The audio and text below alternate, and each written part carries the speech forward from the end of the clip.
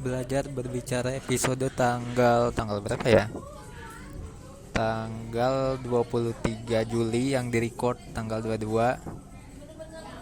Bentar ya, makan dulu.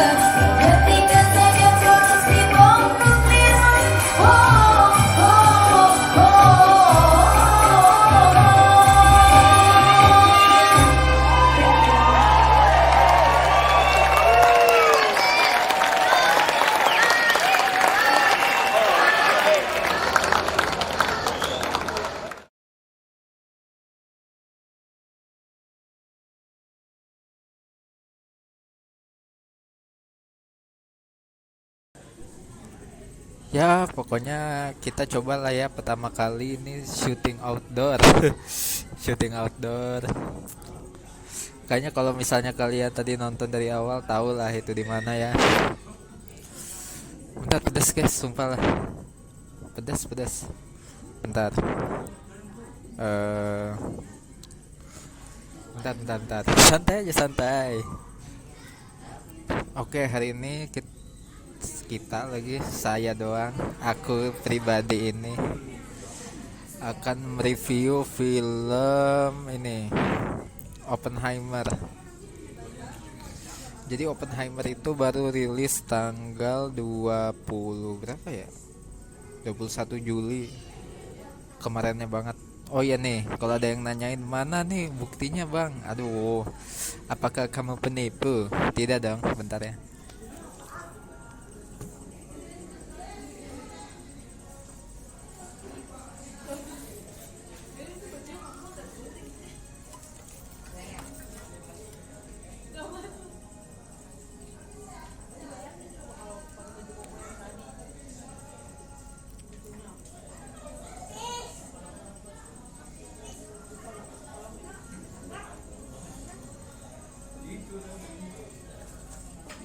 Bentar nih, kelihatan gak nih?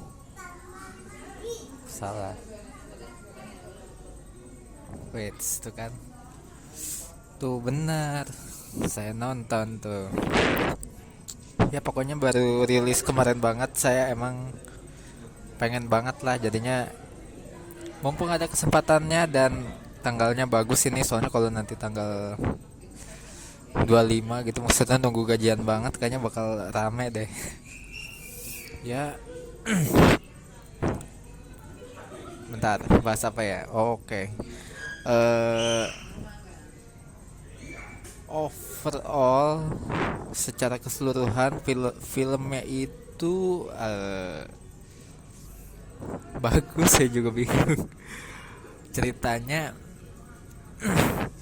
ceritanya itu jadi eh se- ya kalau misalnya cerita sih kayaknya bisa lah lihat di Wikipedia aja atau gimana gitu. Tapi pokoknya intinya adalah storynya itu di filmnya itu dibagi dua guys. Jadi ada yang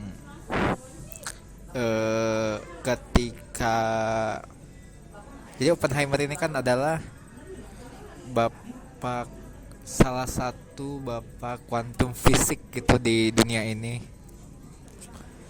Nah, beliau ini menciptakan, ya tau lah namanya apa, di Jepang. Udah, jangan terlalu dibahas guys, nanti nanti apa ya, lupa. Oh nanti deh apa, eh sedolat, siapa yang nyalain AdSense juga ya. Ya pokoknya ceritanya dibagi dua, jadi sebel set, sebelum lagi gimana ya, perspektif. Jadi sebelum kejadian itu, maksudnya sebelum pengeboman dan setelah pengeboman, atau gini aja lah lebih mudahnya, sebelum Indonesia merdeka sama setelah Indonesia merdeka, biar tahu ya timelinenya. Jadi awalnya dia itu adalah ya mahasiswa lah, mahasiswa tingkat lanjut di Inggris. Saya juga nggak tahu di mana itu idenya, belum lihat ininya, belum lihat Wikipedia, jadi belum riset ini. Ya belum riset aja sebenarnya mah. Nah, tadi apa ya, ya pokoknya berkuliah habis itu, karena di Inggris itu lebih apa ya, lebih maju gitu bidang quantum fisiknya dibandingkan Amerika. Jadi ya harus belajar keluar gitu, ke Inggris, ke mana sih, Göttingen di Jerman kayaknya. Sotoy aja secara nama aja lah, ribet. Göttingen, Leiden atau apa gitu, lupa. Nah, ya setelah kuliah terus kembali lagi mengabdi gitu, jadi lektor di atau dosen di ya di Amerika, Caltech apa ya, California Tech, nggak ngerti juga lah sama orang belum seperti aku guys. Ya pokoknya mengabdi, habis itu karena mungkin salah satu yang ahli gitu jadinya beliau juga ditunjuk sebagai karena itu situasinya lagi perang ya, jadi ditunjuk jadi apa ya, ketua komisi energi gitulah, energi atom ya, karena kan apa, keahliannya di quantum fisik gitu. Nah habis itu apa lagi ya, lupa lagi. Bentar. Ya pokoknya kalian bisa lihat lah di Wikipedia juga gimana kan, dari SD juga udah belajar sejarah gitu, masa nggak tahu gimana hasilnya selanjutnya. Nah udah tuh selesai cerita satunya, sebenarnya ini kayak nggak nggak gimana ya, bukan yang satu cerita beres habis itu second half ini kayak diselang-seling gitu, tapi emang kelihatan belangnya gitu ya, yang sebelum Indonesia merdeka sama setelah Indonesia merdeka gitu. Nah setelah Indonesia merdeka, oh, di timeline setelah Indonesia merdeka itu ya apa ya, mungkin karena apa ya, karena sebagai bapak atomic bomb gitu, jadinya ya memiliki influence gitu, memiliki pengaruh ya, jadinya ya bukan terjun apa ya, bersinggungan dengan politik gitu. Nah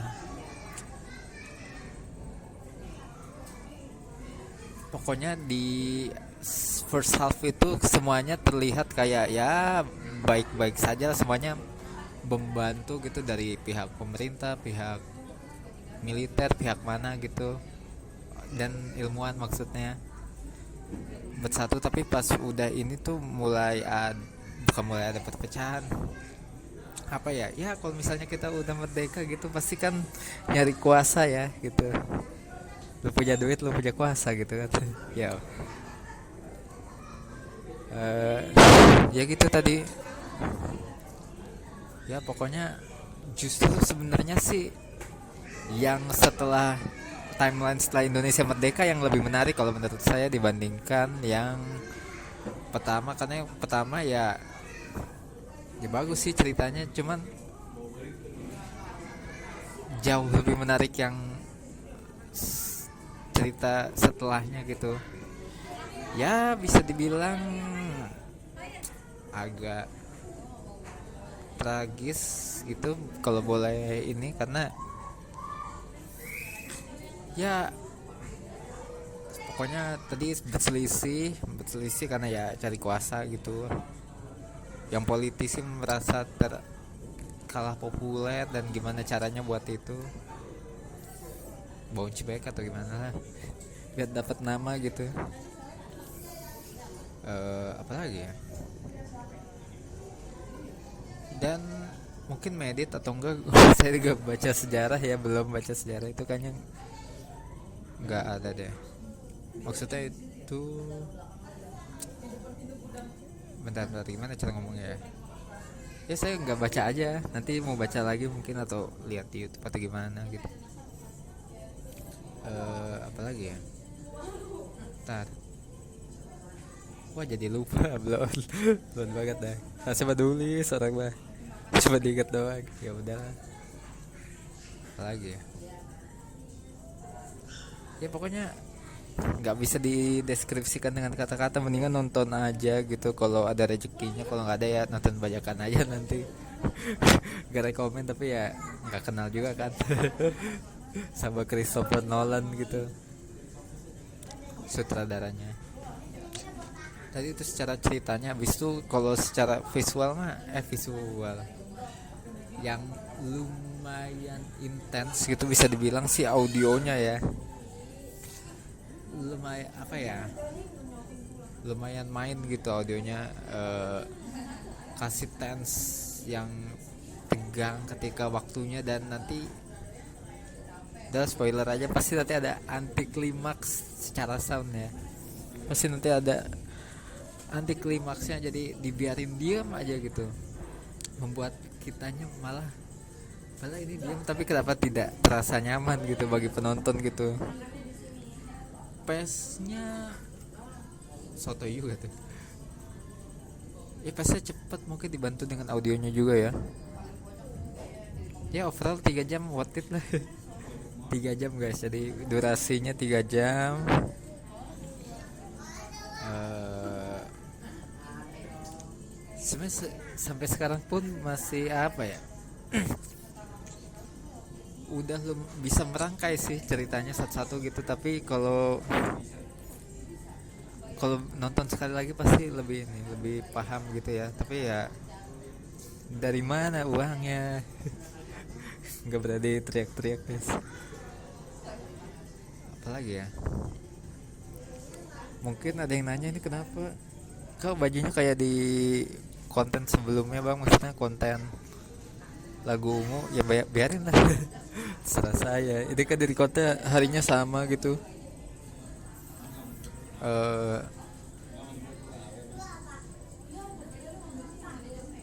tapi kayak tapi kayaknya film ini sih kalau misalnya harus harus banget, saya cukup rekomen harus nonton di bioskop karena tense tense suaranya itu loh beda ya. Mungkin kalau ceritanya ya sama-sama nangkep, visual ya bisa lah, cuman kalau audionya emang nggak kalah lah. Ya kalau nonton di Netflix atau di streaming service lain kayaknya nggak dapat gitu jauh tense-nya tuh. Terus apa lagi ya, udahlah ya, udah lama banget ini, udah 3 abad dah.